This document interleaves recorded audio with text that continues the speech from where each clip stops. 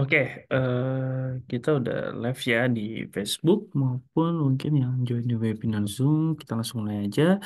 Selamat siang Bapak Ibu, kita berjumpa lagi di kelas pasti Paham Investasi bersama CGS International Sekuritas Indonesia. Apa kabar dan semoga Bapak Ibu diberikan kesehatan ya, dan bagi yang masih menjalankan puasa Ramadan, selamat menjalankan ibadah puasa ya. Dan untuk tema kita pada siang hari ini yaitu adalah dapat THR dari investasi memangnya bisa. Nah, pas banget nih, nanti langsung tanyain aja ke Mas Andri ya di sesi pertama. Nanti setelah pembukaan ini nanti kita langsung masuk ke sesinya Mas Andri. Nah, sebelum masuk ke sesinya Mas Andri, mungkin saya perkenalkan diri terlebih dahulu. Perkenalkan, nama saya Wisnu Adikumara dari tim Digital Business CGS International Sekuritas Indonesia yang akan membawakan sesi kedua terkait online trading, iTrade ya, atau platform online trading ya, yang nanti kita akan kupas tuntas. Mungkin kalau misalnya yang join pada siang hari ini yang belum menjadi nasabah, nah cara bukanya rekeningnya itu sangat gampang, jadi bisa langsung aja ke website kami ya di sebentar,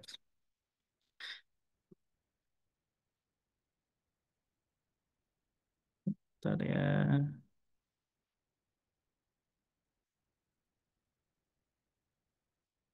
Saya izin saya screen dulu.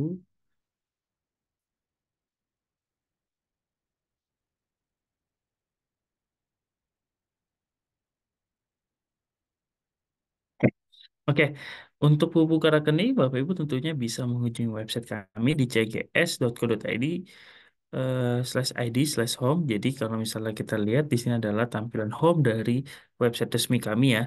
Dan untuk meregistrasi gitu ya, Bapak Ibu bisa langsung klik registrasi di sini.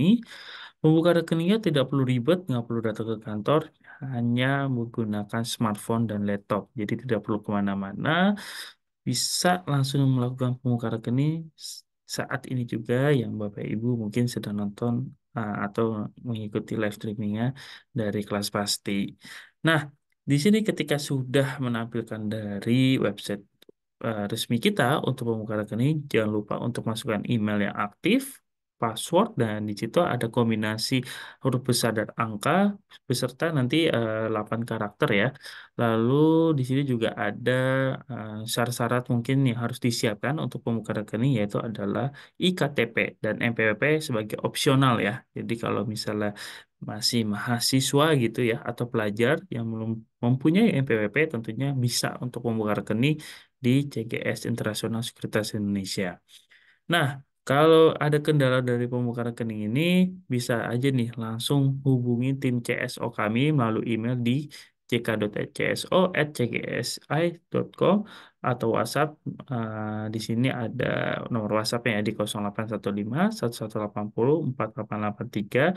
Nanti langsung direspon oleh tim CSO kami, dan untuk jam kerjanya boleh dicatat dari hari Senin hingga Jumat jam 8.30 sampai 16.30 waktu Indonesia Barat. Jadi untuk membuka rekening kita juga bisa pandu dan membantu Bapak Ibu sekalian dalam membuka rekening di CGS Internasional Sekuritas Indonesia. Oke, mengingat waktunya sudah cukup lama ya berjalannya, jadi di sini kita langsung aja masuk ke sesinya Mas Andri yang sudah hadir pada siang hari ini. Oke, Mas Andri, waktu yang tepat dipersilakan. Oke, terima kasih Mas Wisnu. Kita langsung mulai aja ya di kelas pasti untuk sesi pertama. Sebelum mungkin saya izin berkenal kembali ya. Kata nama kata saya. Halo Bapak Ibu semua, Assalamualaikum warahmatullahi wabarakatuh. Selamat siang, semoga kabar baik selalu dan sehat selalu terus ya. Saya Andrian di sini dari tim Berita Research CGSI. Tentunya akan sedikit sharing informasi dan edukasi ya untuk Bapak Ibu dan teman-teman semua yang udah hadir. Topiknya menarik ya. Ini berbau-bau momentum Lebaran ya, yaitu THR ya, karena mungkin baru saja kita menerimanya nih beberapa hari lalu ya, Bapak Ibu sekalian ya. So, jadi nanti mungkin saya akan kasih tips sedikit bagaimana cara mengatur THR dengan bijak ya, dan juga kita meng-create THR dari investasi, nggak cuma THR yang didapatkan dari tempat kita bekerja, namun kita coba meng-create THR kita sendiri. Nah, bagaimana caranya ya dengan investasi nanti kita bahas juga.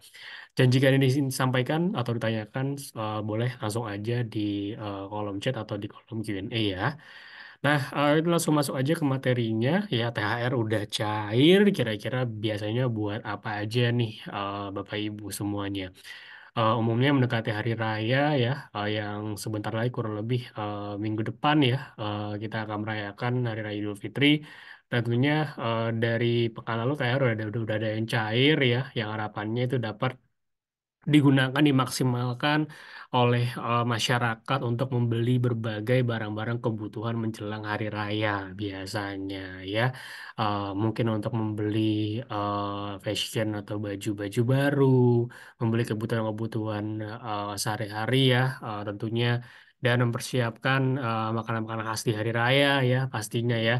Dan mungkin juga untuk persiapan mudik juga ya, tentunya mudik kan tentu perlu biaya ya, perlu ongkos selama di kampung halaman.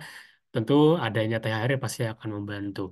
Nah, dari segi kalau kita dari sudut pandang perekonomian, adanya THR yang ini kan simpelnya berarti kan tambahan dana ya dari income yang biasanya kita dapat per bulan ini kita dapat booster tambahan nih. Nah, harapannya dengan adanya THR ini ya dari segi ekonomi juga harapannya akan mendorong ya tingkat konsumsi masyarakat sehingga dia pengaruh juga cukup positif ya. Kemarin juga saya baca-baca tuh ya, di Tanah Abang udah mulai rame ya, mulai penuh sesak ya karena orang mulai berbelanja dan pedagang kata omsetnya naik 3 kali lipat ya. Dan ini berkah THR ya bagi semuanya. Nah, tapi satu hal juga mungkin yang perlu saya sampaikan, terkadang ada beberapa orang-orang yang berasa THR baru cair tapi kok bingung ya udah habis aja gitu ya udah kayak menguap udah boncos seketika gitu ya jadi sedikit tips aja mungkin cara menyikapi dan mengelola THR yang kita punya ya Bapak Ibu ya. So mungkin pertama tentu kita harus punya skala priority ya. Jadi ketika THR kita terima, jangan langsung dihabiskan total semuanya, tapi coba disusun dulu skala prioritasnya atau dibuat list ya. Ya, jadi kamu mau mau beli apa-apa semua dilisin dulu dan kira-kira barang atau produk-produk yang ingin dibeli itu prioritasnya sepenting apa, ya, seurgent apa. Coba disusun dulu dari yang paling penting sampai yang sebenarnya nggak butuh-butuh banget atau cuman hanya keinginan semata, gitu ya. Jadi dibuat dulu skala prioritinya ya dan utamakan untuk mencukupi atau memenuhi skala prioritas yang paling atas dulu ya dana THR tersebut nantinya. Ya itu satu. Jadi buat skala priority biar jelas nanti ngalirnya kemana aja di awal ya sebelum duit itu keluar. Kemudian jika punya kewajiban atau utang ya usahakan ya untuk melunasi tagih atau utang-utang tersebut terlebih dahulu. Disisihkan ya untuk melunasi kewajiban. Ya, kan lagi momentum Lebaran, kan momentum hari raya, Pak. Ya, mumpung lagi dapat THR gede nih, mau maksimalnya buat raya. Nggak gitu juga, teman-teman. Ingat, yang namanya utang tetap utang, kewajiban tetap kewajiban. Gitu ya. Jadi harus tetap disiplin untuk tetap komitmen dibayar gitu dilunasi dan agar nanti ke depannya nggak jadi beban-beban tambahan buat kita pastinya ya. Lalu yang ketiga, tidak impulsif buying. Nah, ini sering sekali terjadi di mana momentum Lebaran, momentum libur panjang, kita bersama orang-orang tersayang, orang-orang terkasih, bersama keluarga ya. Dan kadang bahkan menuju hari raya pun kita banyak beli-beli barang tadi ya. Momentum-momentum ini yang biasanya dijadikan orang-orang membeli banyak hal karena tingginya power atau kemampuan pembeli yang dia punya gitu kan. Tapi satu hal, membeli berbagai barang itu sebenarnya dia sangat-sangat diperbolehkan. Tapi balik lagi, ya ini dilihat kaitannya dengan skala prioritas. Ya, jangan terlalu impulsif, jangan terlalu cuek ya dengan skala prioritas tadi teman-teman semua. Karena kalau kita nggak punya planning ya, yang ada impulsif atau FOMO jatuhnya ya ngeliat tetangga beli ini buat lebaran ngikut, ngeliat saudara beli ini buat lebaran ngikut gitu ya, terus ngeliat mungkin di marketplace ini ada barang bagus promo hari raya gitu ya, diskon diskon sekalian beli banyak masukin keranjang langsung di check out semuanya, jadi impulsif. Padahal itu barang nggak butuh-butuh amat. Nah itu perlu diperhatikan, ya.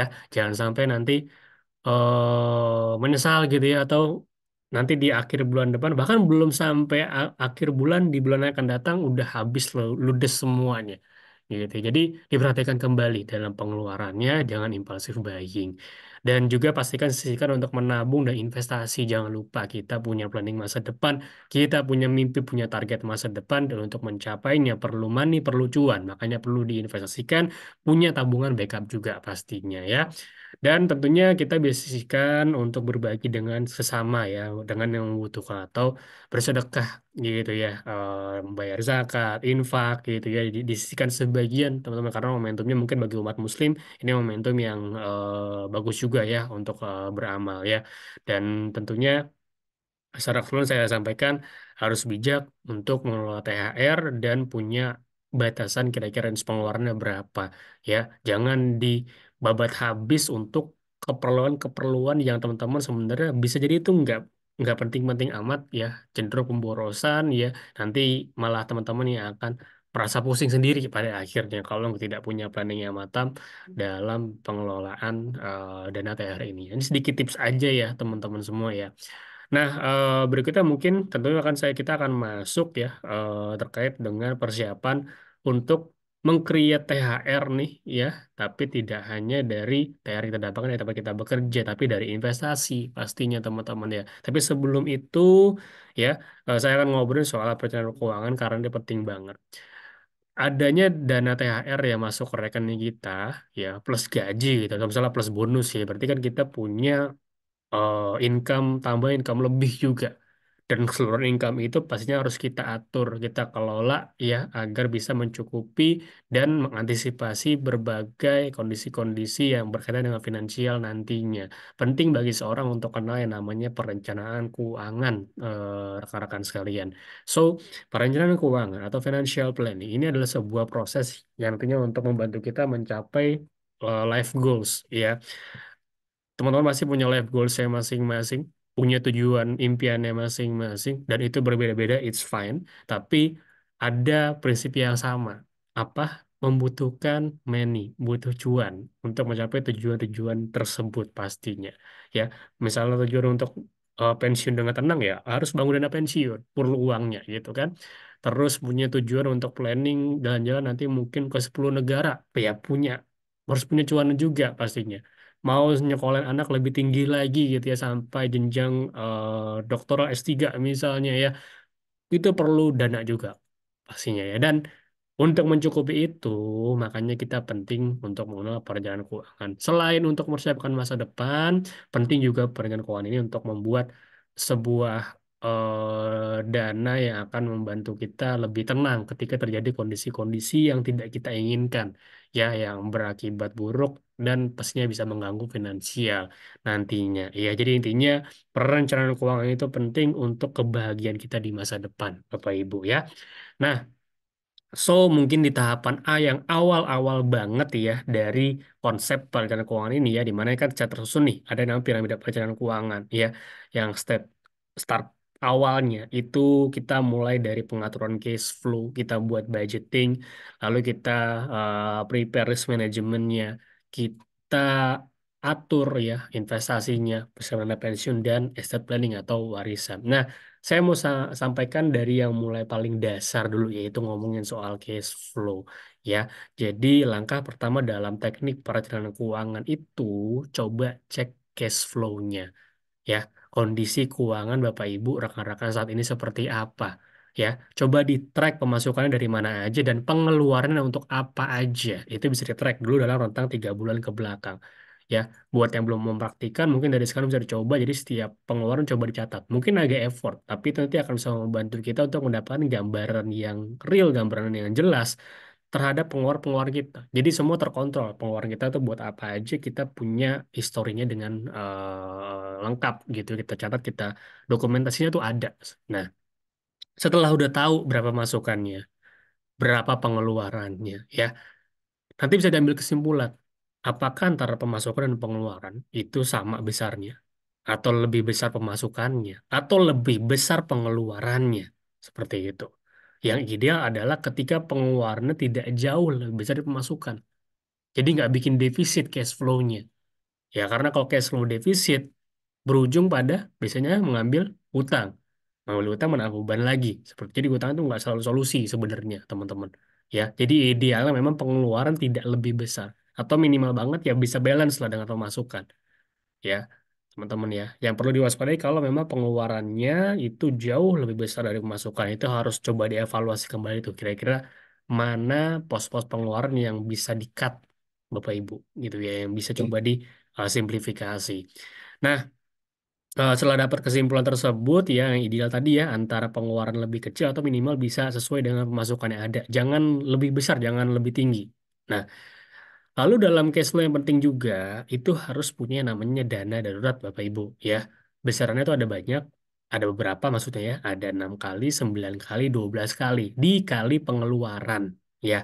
Jadi kenapa kita harus nge-track dulu pengeluarannya berapa? Jadi biar tahu gambaran jelasnya pengeluaran kita tuh berapa ya. 6 kali untuk single ya, 9 kali untuk udah married dan 12 kali untuk yang sudah married dan punya anak.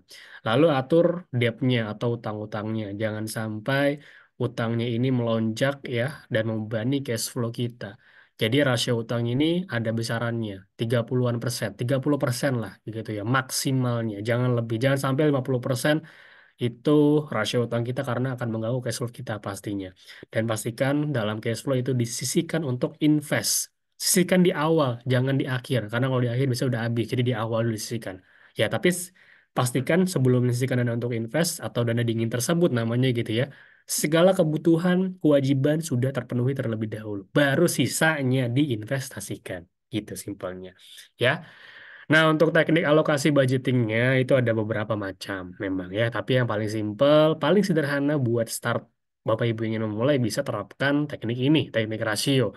Diatur tuh, misalnya 50, 30, 20 atau 40, 20, 20, 10 misalnya ya. Teman-teman bisa atur suka artinya ya teman-teman ya, sesuaikan dengan pastinya pengeluaran tadi, kebutuhannya apa aja. Misal contoh yang ada di gambar nih, 50, 30, 20, 50 untuk kebutuhan, 30 keinginan, dan juga 20 untuk tabungan. Biasanya memang proporsi yang paling terbesarnya itu ada di untuk kebutuhan. Ini pastikan untuk kebutuhan dan juga nanti kalau ada utang ada kewajiban ya, itu harus terpenuhi terlebih dahulu. Makanya proporsinya lebih besar gitu ya. Jangan porsi keinginan yang digedein. Kalau porsi keinginan yang digedein ya, kebutuhannya malah kecil, malah nanti akan repot Bapak Ibu. Ya, jadi pastikan lu penuhi dulu kebutuhan-kebutuhannya, kewajiban-kewajibannya, baru nanti keinginannya ya. Dan juga tabungan atau investasi itu wajib untuk disisihkan pastinya. Dan lagi-lagi ngomongin skala prioritas. Ini cara yang paling simpel dan ampuh untuk mengontrol atau mengerem ya pengeluaran kita.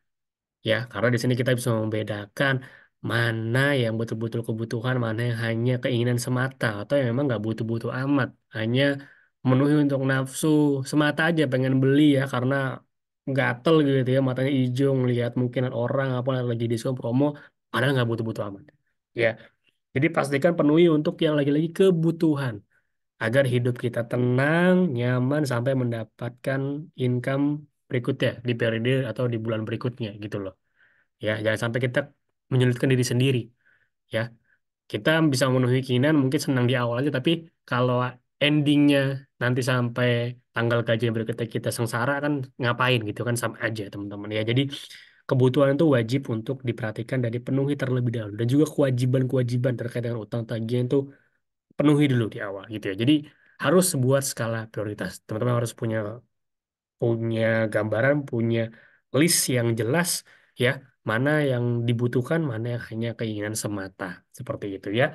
Ini harus diterapkan teman-teman ya terkait dengan skala priority. Nah, nextnya ya, anggaplah tadi yang telah saya sampaikan terkait dengan pengaturan cash flow. Kita udah membuat cash flow yang sehat, positif gitu ya. Dan kita udah punya dana dingin.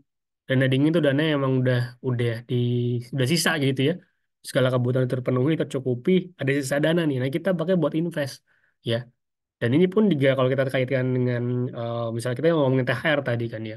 Bisa nggak kita dapat THR lagi nanti tahun depan dari hasil kita sendiri, bukan dari orang, bukan dari tempat kita bekerja gitu. Maksudnya dari kita sendiri mengcreate, yaitu dari investasi bisa, teman-teman semua.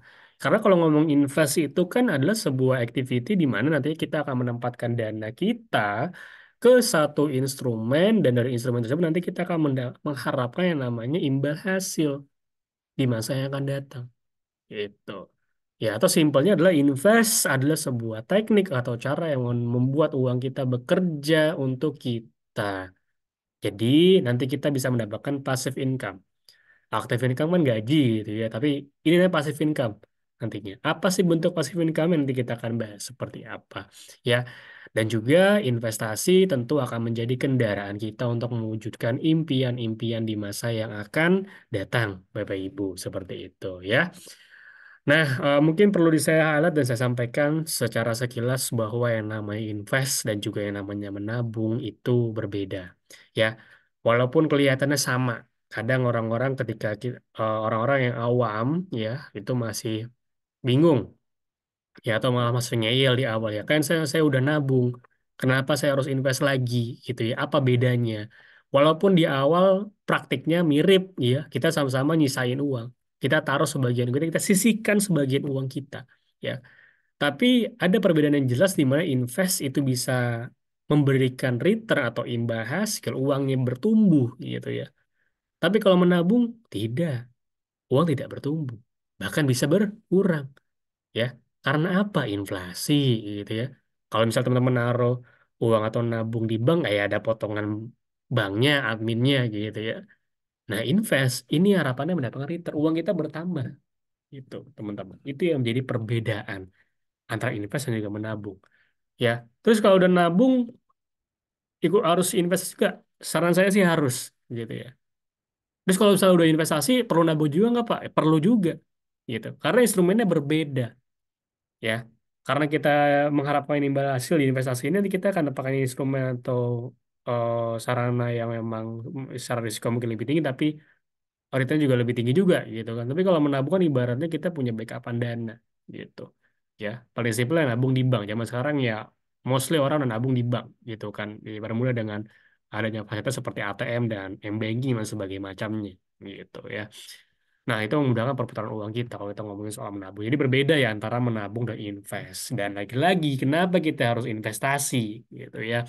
Selain karena memang tadi faktor menabung tadi. Jelas itu membantu mencapai tujuan keuangan. Ingat, segala impian, tujuan, biar nggak cuma jadi angan, maka harus diwujudkan. Gitu ya. Dan untuk mewujudkannya perlu yang namanya cuan. Ya, mau suka tidak suka, yang mau tidak mau kita perlu cuan untuk mewujudkannya. Ya, dengan investasi kita bisa mendapatkan cuan itu, dan kita bisa, harapannya bisa mengefisiensi waktu. Ya, mungkin tadinya ingin jalan-jalan ya keliling Eropa gitu. Kalau kita nabung ya mungkin ya bisa tercapai, uang terkumpul, tapi kan butuh waktu yang lebih lama. Tapi kalau kita invest, kita bisa dapat imbal hasil atau return yang optimal, kita bisa mengefisiensi waktu, jangan jangka waktu kita perpendek. Ya tadi mungkin butuh target 3 tahun, tapi mungkin 1 tahun setengah bisa tercapai. Misalnya seperti itu ya. Lalu punya cadangan finansial, jelas. Apalagi yang kalau kita ngomongin mau pensiun ya biar tenang gitu ya. Kita punya cadangan aset, cadangan finansial dari aset investasi ini ya. Lalu meningkatkan aset ya, aset yang udah kita cari, kita kumpulkan, kita miliki, kita bisa tingkatkan agar dia bertumbuh ya dengan investasi. Dan yang terakhir, ini penting karena ada kaitannya dengan inflasi Bapak Ibu ya. Jadi kalau kita ngomong invest pasti dilihat dengan kaitan dengan investasi gitu ya. Kita invest karena adanya inflasi juga. Apa sih inflasi? Simpelnya adalah suatu fenomena kenaikan harga produk, harga jasa secara menyeluruh. Jadi seakan kita punya duit dengan nilai nominal bisa 100.000, tapi untuk membeli suatu barang tersebut kok kayaknya makin nggak terjangkau gitu ya. Jadi antara ya barang yang makin mahal atau nilai uang kita semakin kecil, seperti itu kira-kira teman-teman ya. Nah, untuk mengatasi hal tersebut gitu ya, dengan untuk bisa menyeimbangi atau ya sejalan ya dengan naiknya beberapa produk atau jasa ya dari waktu ke waktu, tentu kita harus punya cara agar uang kita pun bisa bertumbuh ya dengan investasi pastinya. Seperti itu. Yaitu solusi yang bisa Bapak Ibu lakukan untuk menghadapi yang namanya inflasi yang pasti akan selalu bertumbuh dalam rentang tahun-tahun yang akan datang seperti itu ya. Oke, tentunya tadi kita udah bahas latar belakang kenapa kita harus invest, alasannya jelas ya kenapa. Jadi nggak ada alasan lagi buat teman-teman yang bingung kenapa harus start invest. Karena ini balik lagi, manfaatnya akan teman-teman rasakan juga pastinya ya untuk diri pribadi kita. Lalu sebelum lanjut, saya ingin sampaikan juga terkait dengan risiko. Jadi, investasi ini ada risikonya. Ya, oleh sebab itu, sebelum kita lanjut membahas risikonya ada apa aja, saya ingin sampaikan ke Bapak Ibu rekan-rekan semua terkait yang namanya profil risiko. Harus bisa mengenali, ya, profil risiko saya apa. Seberapa jauh saya bisa menerima atau mentoleransi adanya risiko tersebut. Itu loh. Karena setiap orang pasti berbeda-beda. Contohnya gini, profil risiko saya dengan Bapak Ibu yang nonton atau dengan Mas Wisnu gitu pasti berbeda. Ya, mungkin ada orang atau mungkin saya gitu ya, saya bisa mentoleransi risiko hingga minus 10% gitu ya pada portofolio. Tapi mungkin Bapak Ibu gitu ya, itu ada yang nggak sanggup, mungkin hanya 5%-nya udah berat gitu ya. Atau mungkin ada yang kerugian 3% udah deg-degan gitu ya. Itu kan salah satu hal yang dimana dirasakan setiap orang tuh pasti akan berbeda-beda.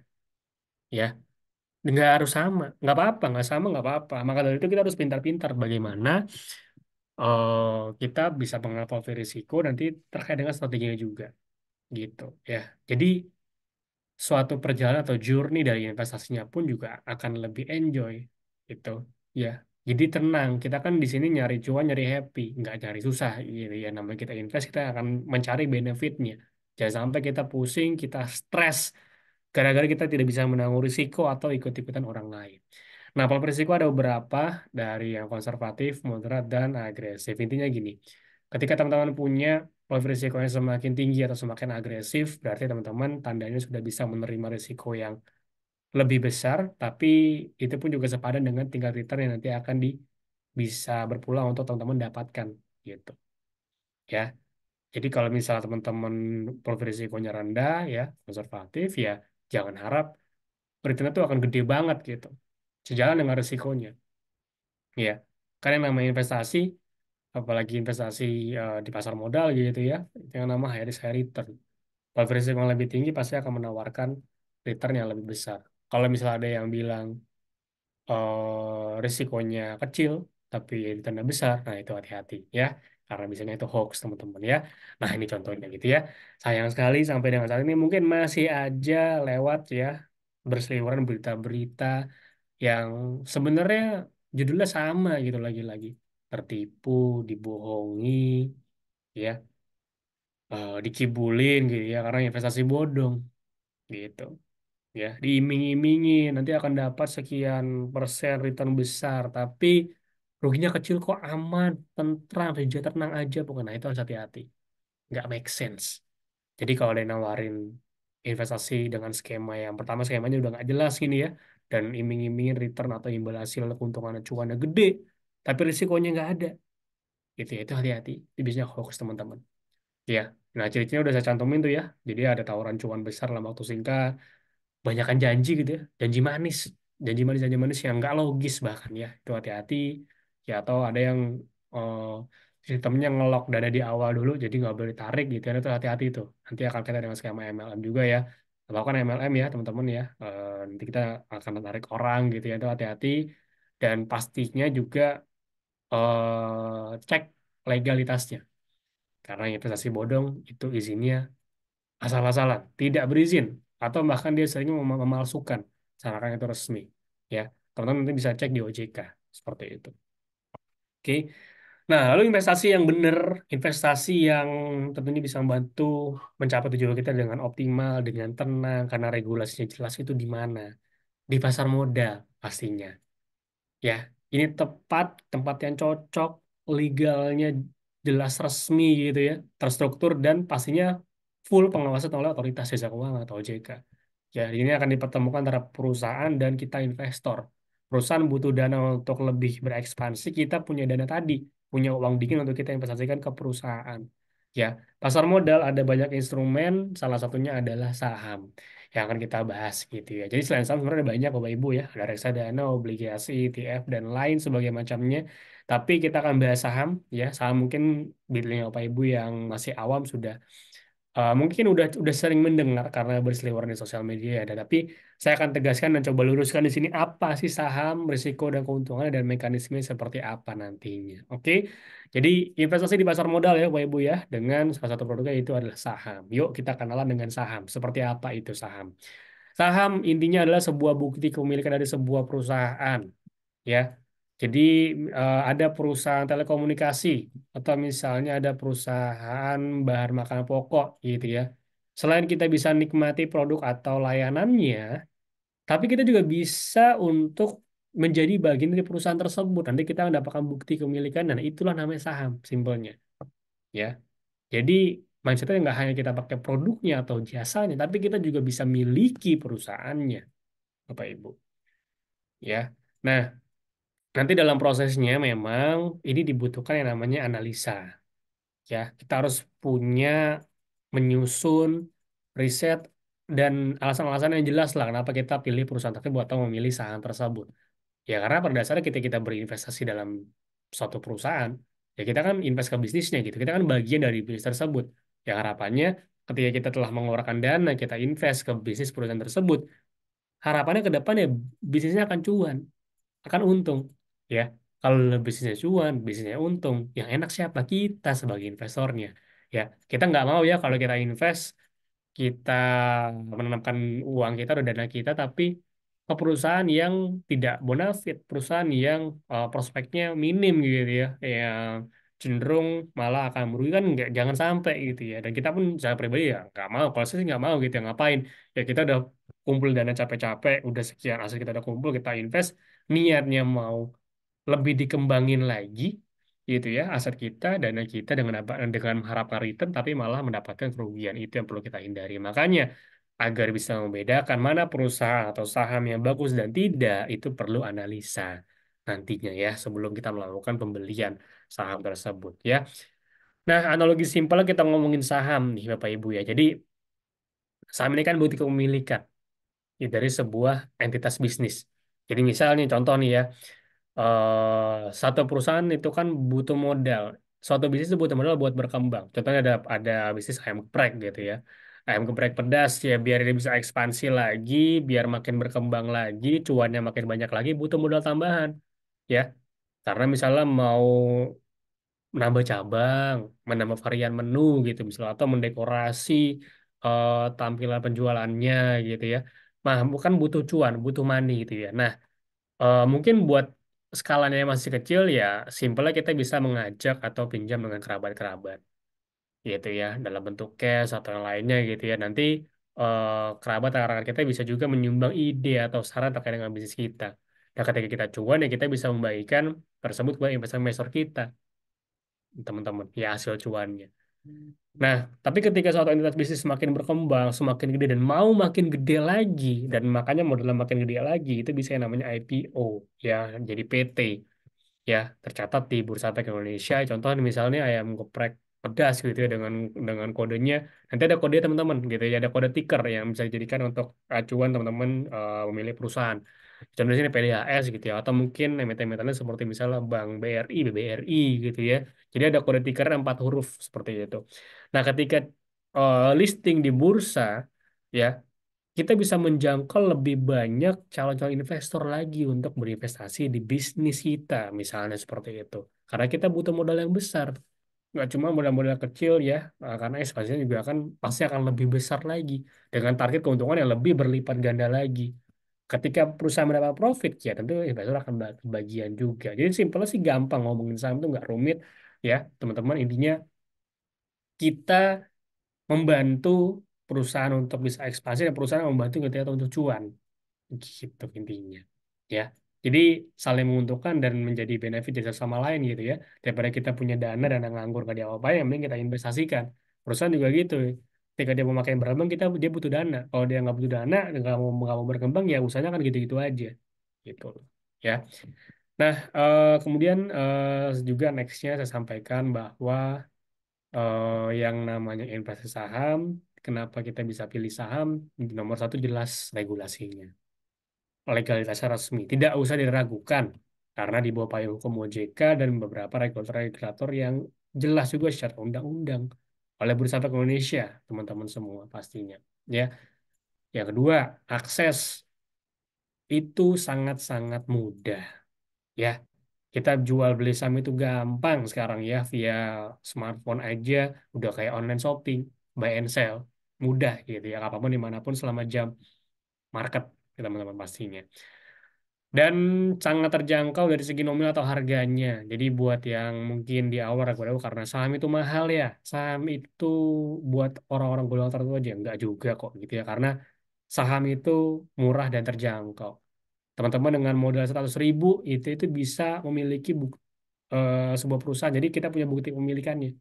Kita udah punya saham perusahaan 100.000 gitu loh. Ya, mungkin itu jadi ongkos hangout kita mungkin yang biasa kamu, atau mungkin salah satu ongkos yang di musim Ramadan nih, ongkos bukber kita mungkin 100.000. Tapi kita juga bisa coba konversikan menjadi saham 100.000 itu. Jadi saya rasa cukup terjangkau. Bahkan yang di bawah 100.000 pun banyak sebenarnya. Nggak exactly harus 100.000 teman-teman semua. Ya, tapi balik lagi. Harus dicek gimana kondisi perusahaannya pastinya. Kemudian dengan saham, kita akan punya potensi untuk dapat return atau imbal hasil yang lebih tinggi. Ya, dibanding dengan instrumen-instrumen lainnya seperti misal deposito, emas gitu ya. Saham itu punya potensi return lebih tinggi, tapi perlu diingat risikonya pun juga tinggi ya, seperti itu ya. Kita bisa meningkatkan return kita yang lebih optimal lagi, tapi risikonya ini yang perlu perhatikan. Nah, berikutnya ngomongin soal cuannya atau keuntungannya ya. Sini saya bagi dua garis besar. Ada yang sifatnya cuan dan juga sifatnya knowledge, Bapak Ibu. Kalau kita sudah mulai berinvestasi saham, secara cuan atau materi kita akan dapat dividen, ya. Dan dividen itu adalah keuntungan perusahaan diberikan kepada para investornya. Lalu ada capital gain, selisih harga jual harga beli. Jadi misalnya saya beli saham di 5.000, saya jual di 10.000, harga selisih 5.000 itu buat kita. Nah, dividen capital gain inilah yang menjadi passive income untuk kita nantinya, ya. Dan nanti bisa menjadi THR untuk kita nanti di masa atau di tahun depan gitu kan, kita dapat THR double nih dari hasil investasi kita gitu. Yang kedua, benefit soal knowledge, ya, atau wawasan atau pengalaman experience lah, ya. Jadi ketika teman-teman berinvestasi nanti akan mendapatkan kenalan-kenalan baru, ya, forum, relasi baru, ya, itu kan menambah koneksi dan wawasan juga. Dan bisa dari ke RUPS gitu ya. RUPS tempatnya berbagai investor pada kumpul di sana, teman-teman bisa kenalan, nambah koneksi relasi yang siapa tahu selain mungkin tidak hanya fokus di soal investasi doang, tapi mungkin bisa merambah ke hal yang misalnya ke bisnis atau ke yang lainnya gitu ya. Nambah teman baik juga kan lumayan ya, suatu experience ya, bertemu dengan orang-orang yang mungkin sefrekuensi dengan teman-teman semua. Dan berikutnya pasti secara finansial wawasan kita akan terus bertambah ya, karena teman-teman nanti pasti akan belajar gimana mekanisme dari perekonomian itu ya, dan juga cara baca laporan keuangan misalnya, itu menjadi satu knowledge ya. Mungkin awalnya teman-teman bukan background dari finance, bukan background matematika, bukan background ekonomi, tapi pada akhirnya bisa paham, bisa ngerti. Itu kan jadi satu hal yang menurut saya benefit juga ya, walaupun memang tidak berbentuk materi atau duit gitu loh. Nah, dari segi risikonya perlu diketahui bahwa risikonya ini ya, ada yang namanya delisting, market risk, dan juga pay lead ya, yang patut diwaspadai banget ya kalau pilot, kalau bangkrut. Makanya hati-hati untuk memilih perusahaan, perlu analisa yang tajam. Next, delisting. Ya, delisting itu artinya tercatat lagi. Baik itu dipaksa untuk tidak tercatat atau mungkin secara mandiri ya, ingin go private, ya itu is oke juga. Nah, risiko yang paling umum yang bisa membuat harga saham itu bisa berkurang atau bertambah ya market risk. Adanya fluktuasi harga, naik turunnya harga. Ya, namanya di market ya. Kalau jam market buka itu harga akan naik turun seperti itu. Ya, ya bisa menyebabkan capital loss juga selain capital gain. Dan ada yang namanya regulasi itu suspensi atau saham tidak bisa diperdagangkan. Yang pasti akan menyulitkan kita untuk merealisasi keuntungan kalau misalnya sahamnya kena suspend. gitu. Ada nyangkut lah mungkin bahasa sekarang gitu ya, karena suspend teman-teman.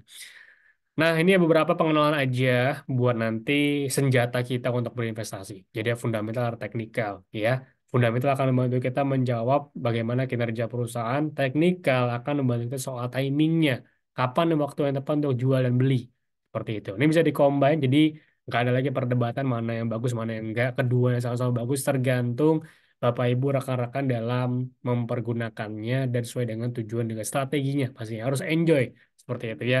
Funda dan teknikal semuanya sama-sama bagus. Dan saham buat Bapak Ibu yang bingung memilih saham apa, apalagi di awal-awal gitu biasanya ya.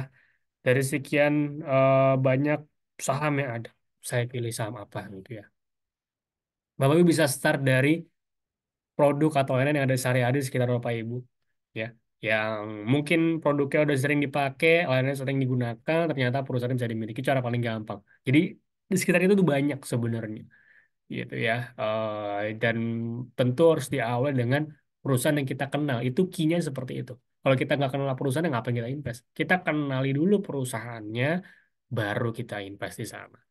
Ya, nanti baru kita mulai lakukan analisis yang lebih mendalam lagi. Pastinya intinya ngomongin sahamnya harus apa, saham apa yang bagus, itu sebenarnya nggak sulit ya. Dimana kita bisa memperhatikan kondisi di sekitar kita dulu aja. Baru nanti kita tahu kompetitornya siapa, nanti kita coba cari tahu lagi ini yang lebih unggul mana, dari mana tolak ukur unggulnya, kan seperti itu prosesnya. Jadi start awalnya, coba cek barang-barang, produk lain yang ada di sekitar kita. Ya, itu bisa start dari situ teman-teman. Nah, ini gambaran bahwa IHSG kita sangat-sangat cantik pergerakannya. Ya, secara garis besar trennya itu masih bullish. Ya, walaupun ada berisnya. Bullish sama bearish itu istilah ya. Bullish itu naik, bearish itu turun. Jadi secara garis besar nih, indeks harga saham gabungan kita atau IHSG kita itu mengalami kenaikan. Gitu. Ya, walaupun ada beberapa penurunannya, teman-teman. Ya, tapi yang saya ingin highlight di sini adalah secara garis besar ini trennya bullish gitu. Kita ngomong invest kan jangka panjang gitu ya, nggak sehari, sejam, nggak 2 hari, gitu, tapi jangka panjang. Secara garis besar nih outlooknya, viewnya masih secara historical di data real ya. Dari chart yang saya ambil trennya masih bullish gitu ya, dan bahkan investor-investor asing pun yang di luar warga WNI gitu ya, itu tertarik untuk invest di market kita gitu ya, karena berbagai potensi-potensi keuntungan yang ditawarkan seperti itu. Jadi ya sih kita sampai sekarang tuh masih bullish Bapak Ibu, masih menjadi iklim investasi yang cukup baik gitu ya. Tapi nanti perlu disclaimer, perlu dicoba di cross check lagi dan coba dilihat juga berapa indikator-indikator ekonomi juga dari suatu negara pastinya. Nah, sebelum saya akhiri, ini perlu saya sampaikan bahwa do and don'ts-nya teman-teman. Jadi, do-nya adalah kita harus investasi dengan dana dingin, dana yang menganggur, jangan pakai dana hutang, nggak boleh gitu ya. Atau dana panas, dana yang memang tidak semestinya untuk invest. Jangan, gitu ya. Lalu saya anjurkan untuk diversifikasi atau dikelola portofolionya. Jangan fokus ke satu saham aja gitu ya. Katakanlah Anda tarik sama saham banking. Jangan ke saham banking aja, tapi dibagi. Ya, nama sektor itu kan tidak selalu manggung atau tidak selalu bersinar gitu ya. Jadi untuk memaksimalkan portofolionya ya itu bisa kita bagi diversifikasi. Terakhir, analisa. Ya, biar nggak FOMO, biar nggak asal cap cip cup ya. Dan kita pun punya keyakinan atas pilihan kita sendiri. Jadi wajib untuk menggunakan analisa ya baik itu fundamental atau analisa lainnya bebas gitu ya agar kita tidak gampang terpengaruh, tidak gampang kena FOMO ikut-ikutan ya teman-teman ya. Ini rumus dasar investasi kalau teman-teman lakukan, insya Allah ini bisa menjadi bermanfaat dan bisa membantu teman-teman untuk maksimalkan cuannya pastinya. Oke, mungkin sekilas itu gambarannya. Jadi secara kesimpulan ngomongin THR, bisa nggak sih kita kerja? Bisa. Gitu ya. Dari mana investasi tadi kita beli saham dan saham yang kita beli itu perusahaan yang bagus ya, prospeknya jelas, growth pastinya ada kenaikan harga dan selisih harga itu bahkan kalau tambah ada dividen itu menjadi THR buat kita nanti ya di tahun depan, tahun yang akan datang. Jadi bisa start dari sekarang biar THR makin double-double lagi gitu ya. Dan tentunya Bapak Ibu bisa pertajam lagi berbagai teknik metode analisa atau berbagai insight lainnya soal invest saham bersama CGS Internasional pastinya. So thank you, saya balikin ke Mas Wisnu. Kalau ada pertanyaan boleh ya, silakan. Thank you semua. Oke, thank you banget nih Mas Andri yang sudah menjelaskan materi pada siang hari ini menarik sekali ya. Dan mungkin Bapak Ibu saat ini mungkin sudah bisa atau sudah mengetahui nih kira-kira mau dialokasikan kemana nih uang dari THR ya menjelang Lebaran ini. Nah, sebelum kita masuk ke sesi kedua, mungkin kalau ada pertanyaan Bapak Ibu bisa langsung tanyakan saja di kolom Q&A. Jadi bisa langsung sharing aja nih kepada Mas Andri. Nah, kalau misalnya kita sambil menunggu nih, Mas Andri, mungkin ada sedikit pertanyaan nih ya. Eh, jadi kalau misalnya nih kita kan memang kalau misalnya kita lihat ISG berapa hari ini kan penutupan kemarin di hari Kamis kayaknya sempat turun ya, Mas Andri ya. Tetapi kalau kita lihat di saat ini ISG cukup naik ya, Mas Andri kalau nggak salah ya. Coba kita cek dulu. Koreksi hari ini. Hari ini koreksi ya. Oke, hari ini koreksi nih. Cukup dalam, sorry, cukup dalam sekitar 1,88% ya untuk ISG pada siang hari ini. Nah, kalau sebagai investor pemula, lebih tepatnya nih masuknya itu setelah Lebaran gitu ya, atau pas saat menjelang Lebaran gitu. Nah, kalau misalnya punya tips gak nih Mas Antri, kalau misalnya kita beli saham apa yang menarik di eh, menjelang Lebaran ini. Jadi kan kalau kita lihat ISG ini cukup dalam, koreksinya cukup dalam ya, dan beberapa hari ini juga ada penurunan gitu. Nah, apa sih yang menarik atau apa namanya? Sektor apa sih yang menarik menjelang Lebaran ini gitu. Jadi biar teman-teman di sini bisa dapat pertimbangan bahwasanya apakah kita mau investasinya setelah Lebaran gitu ya, atau kita bisa memulai dari sekarang tapi pengen tahu dulu nih apa yang menarik gitu sih lebih tepatnya.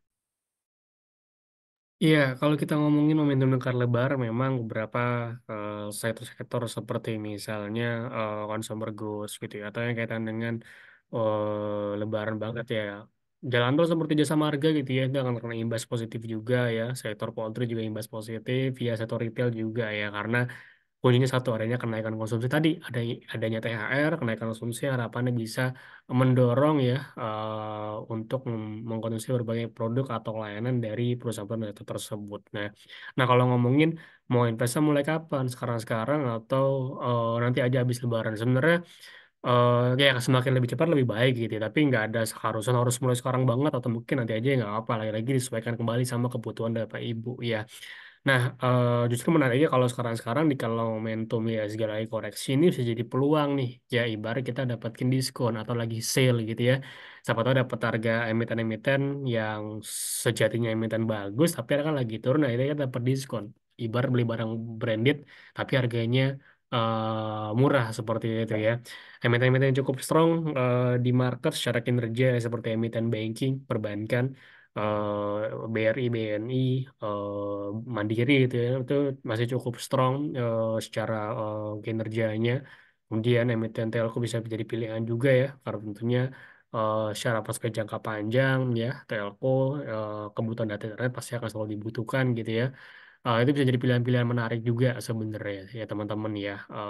Sektor infrastruktur seperti misalnya jasa marga yang tetap menjadi market leader ya di jalan tol di negeri ini gitu, itu juga jadi pilihan juga ya.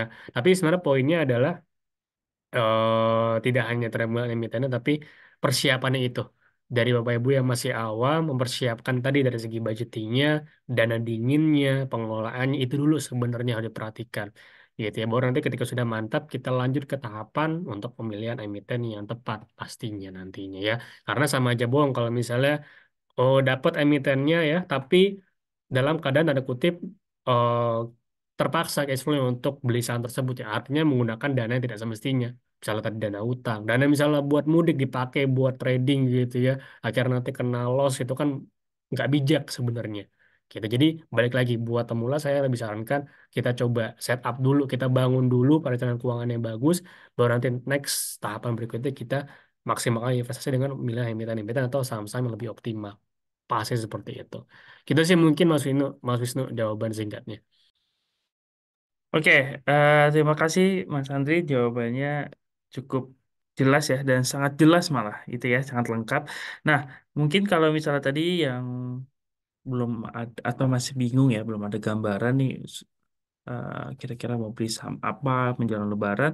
Tadi Mas Andi sudah menjelaskan bahwasanya kayak jasa marga atau masuk dalam sektor consumers ya, yang mungkin bisa jadi pertimbangan Bapak Ibu untuk membeli saham-saham tersebut ya, dengan ada sentimen bahwasanya menjelang Lebaran meningkat ya jumlah customers untuk di masyarakat Indonesia gitu ya, dan salah satunya membeli produk dari sektor tersebut, dan mungkin kalau jasa marga menjelang mudik gitu ya.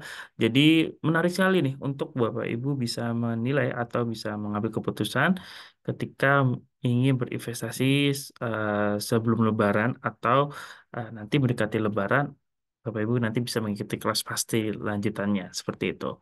Nah, mungkin jika tidak ada yang bertanya, mungkin kita langsung akhiri saja di sesi pertama. Jadi kita langsung masuk ke sesi kedua. Thank you Mas Andri yang telah membawakan materi yang sangat mantap ya menjelang Lebaran nih. Jadi kelas pasti ini nanti kita ketemu lagi setelah Lebaran nih Mas Andri. Thank you banget Mas Andri untuk membawakan materinya siang hari ini.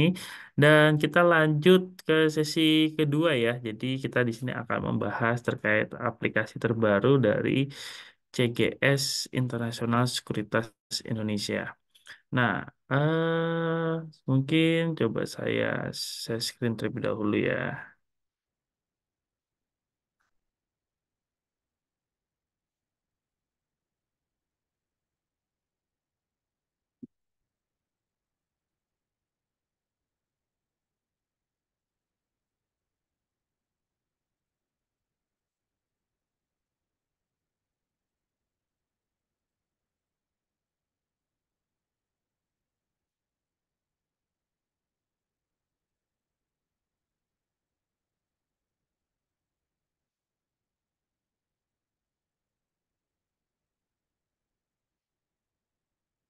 Oke, kita langsung mulai aja ya. Jadi, untuk siang hari ini kita akan membahas terkait online trading ya dari versi website. Jadi kalau misalnya ada pertanyaan, monggo bisa langsung ditanyakan saja di kolom Q&A ya, atau kolom chat mungkin yang join melalui webinar Zoom.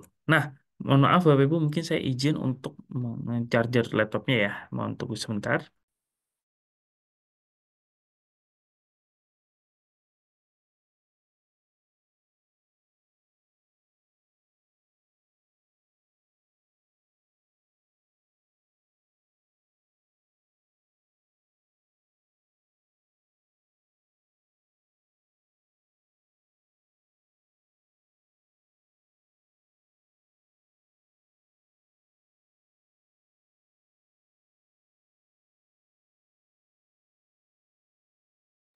Oke, kita lanjut ya. Jadi ini adalah versi website ya, dan kita memang baru saja melakukan rebranding ya. Mungkin kalau misalnya Bapak Ibu yang masih mengenal CGS CIMB Sekuritas Indonesia, kita sekarang sudah mengganti nama ya, atau bisa disebut dengan rebranding menjadi CGS Internasional Sekuritas Indonesia. Nah, apa sih yang beda? Nah, kalau misalnya di aplikasi terbaru ini tentunya lebih user friendly ya. Jadi kalau misalnya Bapak Ibu yang mungkin masih bingung atau masih apa ya, belum ada gambaran cara menggunakan iTrade gitu ya. Nah, kita setiap minggunya itu ada kelas edukasi khusus untuk mempelajari cara menggunakan iTrade gitu ya. Jadi untuk nasabah nanti kita akan buat yang khusus dan kita membahas dari semua channel. Nah, iTrade ini tentunya ada tiga channel yang bisa digunakan, yaitu ada versi mobile, versi web, dan maupun dari desktop. Jadi Bapak Ibu bisa menggunakannya secara mudah ya. Jadi bisa dimanapun, kapanpun bisa melakukan transaksi saham dengan mudah seperti itu. Nah, kita lanjut login di sini. Jadi eh bentar. Jadi user ID ini nanti akan diterima oleh Bapak Ibu ketika sudah berhasil untuk membuka rekening. Nah, kita coba login ya.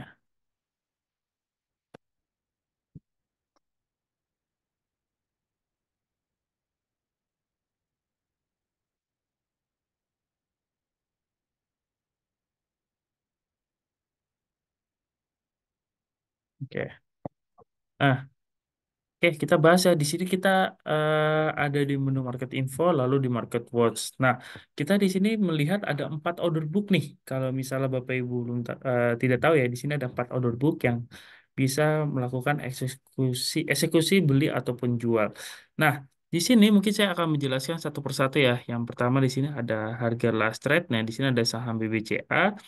Nah, di sini dari 4 order book ini bisa dimasukkan saham-saham yang Bapak Ibu ingin masukkan atau mau beli gitu ya. Nah, balik lagi di sini ada last trade, harga kejadian terakhir dari saham tersebut ya. Nah, kalau BBCA kita lihat di sini harga kejadian terakhirnya ada di 9.850. Nah, ini adalah best bid, harga tertinggi untuk kita melakukan pembelian gitu ya. Dan di sini ada best offer ya. Lalu di sini ada harga pembukaan. Nah, jadi BBCA tadi dibuka di harga 10.075. Nah, kalau kita lihat harga saat ini berarti ada penurunan dari saham BBCA seperti itu. Tadi sempat menyentuh harga tertinggi di harga 10.100. Jadi kita menampilkan semua yang terjadi dari saham BBCA ini. Lalu di sini juga ada harga terendah ya, tadi di harga 9.825. Nah, mungkin sempat ada penurunan yang cukup jauh dari harga opening ke harga opening ke harga terendah gitu ya. Tapi saat ini BPCA coba untuk menaikkan kembali walaupun persentasenya masih lumayan ya, 2% seperti itu. Nah, di sini kita lihat memang ada beberapa saham yang hampir semuanya ya merah, tapi kalau misalnya kita cek di sini coba kita lirik dari sektor consumer ya. Nah, Unilever juga lagi turun ya, atau Telkom. Telkom juga lagi turun karena biasanya cukup dalam nih untuk ininya ya, untuk chartnya ya.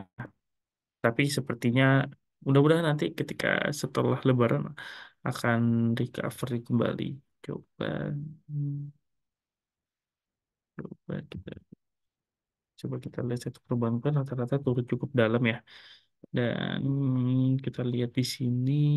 Nah, mungkin kita lihat nanti saham yang kenaikannya cukup signifikan tuh ada di menu kami. Oke, nah kita lanjut. Jadi kalau misalnya ini ada 4 order book dengan masing-masing saham yang berbeda. Nah, di sini ada jumlah lot ya. Nah, di sini adalah jumlah lot antrian dari setiap harganya. Di sini ada di harga 9850, ada harga di 6475, dan di ini 9825 ada antrian lot sebesar 38 lot. 38.000 lot seperti itu. Nah, kalau kita membeli saham, itu minimal berapa lot sih atau berapa lembar gitu ya. Nah, kalau misalnya beli di online atau di kita gitu ya, itu minimal pembelian 1 lot seperti itu. Sama aja dengan 100 lembar saham seperti itu. Jadi di online ini tidak bisa membeli satuan lembar seperti itu ya. Nah, itu nanti kalau mau beli kayak gitu nanti di pasar yang berbeda, bukan di pasar reguler yang online tradingnya seperti ini, seperti itu ya. Nanti bisa dibantu oleh sales. Nah, di sini juga kita bisa melihat dari jumlah antrian lot yang terbesar ya. Kalau kita lihat di sini di harga 9.800 terbesarnya di atau misalnya jumlah antrian lotnya di 95.000 seperti itu. Nah, kalau misalnya di offer jumlah antriannya di harga 10.000 ya. Nah, kita lihat di sini memang terbesar di 33.000 jumlah antriannya seperti itu. Nah, kita bergeser ya. Mungkin kita langsung ke menu all stock ya. Jadi kalau di menu all stock ini menampilkan semua saham yang ada di market seperti itu. Nah, mungkin yang masih bingung, mungkin kita jelaskan satu persatu ya. Kalau di sini ada simbol yaitu kode sahamnya, ada description-nya, berarti nama emitennya seperti itu ya. Nah, ini last trade ini harga kejadian ya. Nanti dia akan berubah-ubah tergantung dari kejadian dari saham tersebut dengan menampilkan last quantity, ada bid lots ya. Lalu ada bid dan over lots-nya. Dan di sini ada cash map untuk melihat net buy dan net sell dari saham tersebut seperti itu dalam bentuk persentase. Nah, ini untuk pertimbangan Bapak Ibu untuk membeli suatu saham ya dengan melihat jumlah uang keluar dari emiten tersebut atau jumlah em, dana masuk gitu ya dari emiten tersebut seperti itu. Nah, yang menjadi pertanyaan adalah ketika buka rekening CGS gitu ya atau fee transaksinya itu berapa sih seperti itu ya. Nah, kalau misalnya buka rekening di CGS itu tidak ada minimum deposit ya. Jadi bisa buka dulu, nanti bisa mendapatkan semua informasi di sini dan nanti tidak perlu ada biaya bulanan seperti itu ya. Dan ini hanya dikenakan fee transaksi aja, fee beli dan fee jual seperti itu. Nah, fee belinya itu di 0,1815% dan fee jualnya di 0,2815%. Seperti itu. Oke, kita lanjut ya. Jadi, kita lanjut. Nah,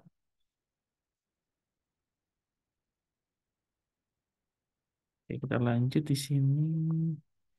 Nah, lalu di bawahnya ini ada global market summary ya. Jadi kita bisa menampilkan semua indeks yang ada di luar gitu ya. Dan di beserta di sini ada cash map. Nah, cash map ini berdasarkan sektor ya. Kita bisa melihat persentase dari market cap gitu ya. Atau di sini juga ada volume, ada frekuensi juga menampilkan gitu ya. Jadi kita melihat di sini sektor finansial atau perbankan penurunannya cukup jauh nih atau merah semua gitu ya.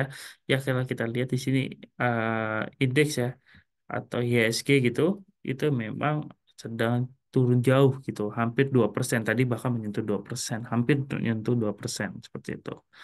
Nah, di sini ada one stop trading ya. Kita lanjut aja di sini. Kita melihat di sini ada market watch, ada new order. Jadi kita bisa melakukan juga nih transaksi beli ataupun jual di menu new order ini. Nah, di sini kita bisa melakukan dengan masukkan harga, jumlah lotnya, nanti akan tertampil di order listnya di sini. Nah, mungkin di sini masih bingung nih, apa sih status open, reject, dan match ya? Nah, kalau open ini berarti transaksi kita belum match gitu ya. Jadi antara pembeli dan penjual itu belum saling bertemu. Nah, sebagai contoh, kita coba lihat di saham area ini. Kita tadi beli di harga 110. 110 itu kan cukup jauh ya, Bapak Ibu ya. Jadi saat ini aja harga last trade aja di 139 dan ini ada kenaikan sekitar 6,11% seperti itu ya. Nah, sama area ini kan masih sekarang ini kan di harga 139.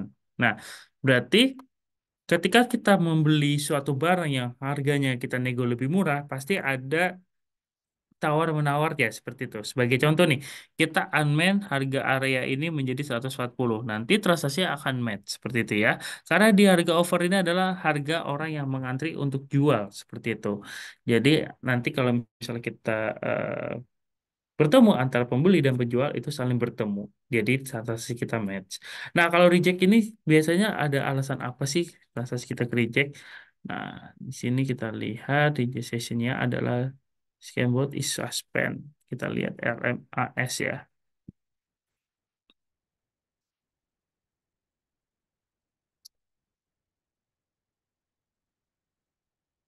Nah, lima sini kan nggak ada ya, atau misalnya tidak ada terjadi pembeli atau penjual, atau kena suspend.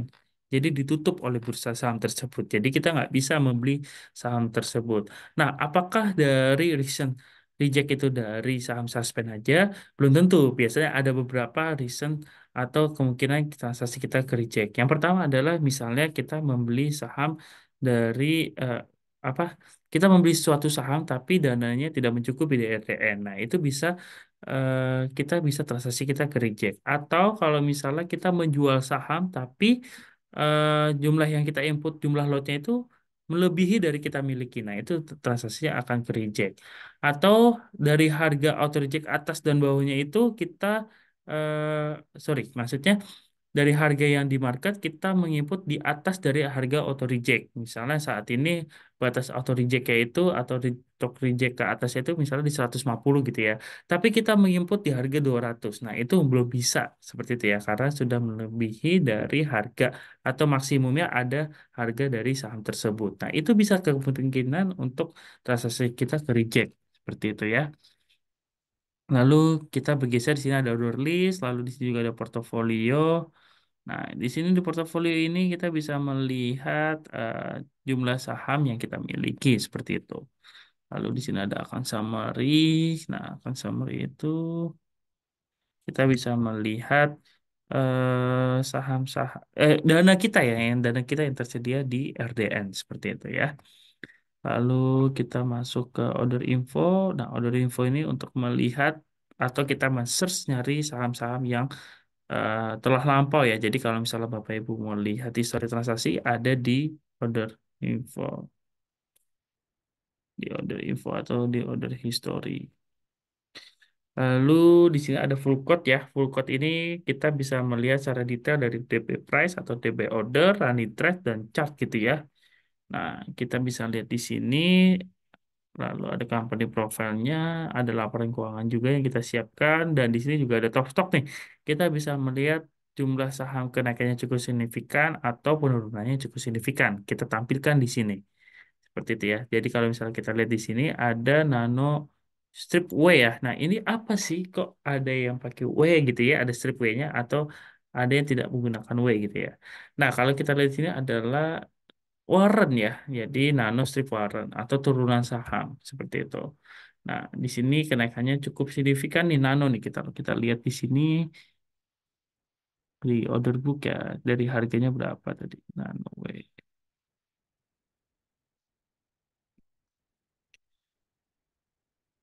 Wah, naiknya cukup signifikan ya.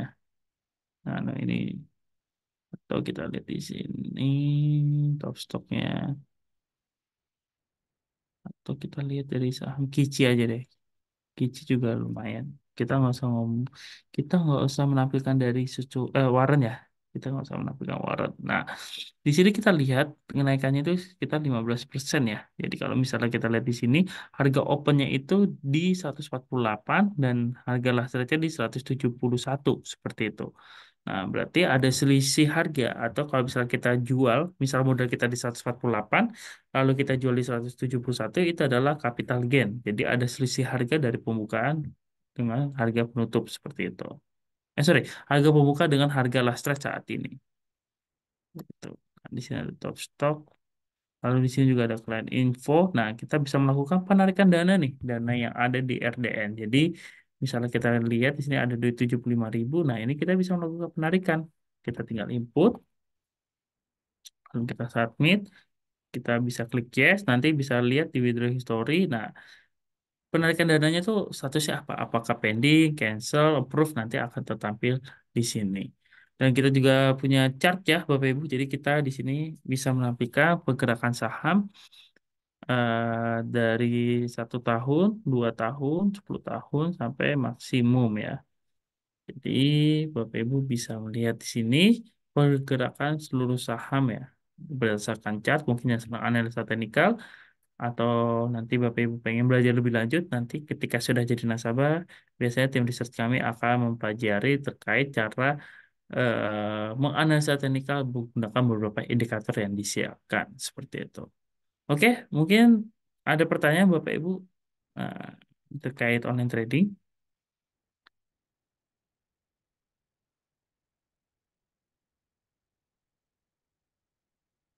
Baik, jika tidak ada pertanyaan, kita langsung akhiri saja. Terima kasih Bapak Ibu yang telah mengikuti kelas pasti ya.